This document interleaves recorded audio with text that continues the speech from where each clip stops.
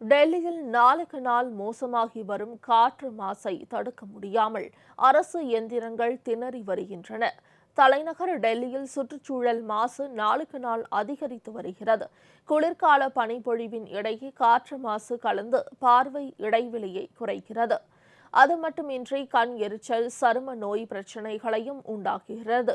டெல்லியில் இன்றும் வழக்கம் போல் காலையிலேயே வீதி எங்கும் பனிமூட்டம் போல ஒரே புகை மண்டலமாக காட்சியளித்தது.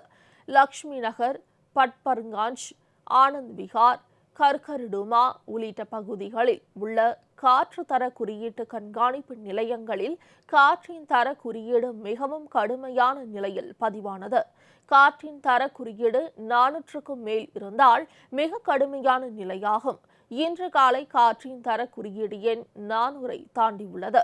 டெல்லியில் நேற்று 487ஆக காற்றின் தர குறியீடு இருந்தது குறிப்பிடத்தக்கது. கொரோனா நோய் பரவல் காலத்தில் டெல்லியில் காற்றில் மாசு அளவு மிகவும் அதிகரித்து இருப்பது மக்கள் இடையே கவலையை ஏற்படுத்தியுள்ளது. இதனை எப்படி தடுப்பது என தெரியாமல் மத்திய அரசும் டெல்லி அரசும் திண்டாடி வருகின்றன.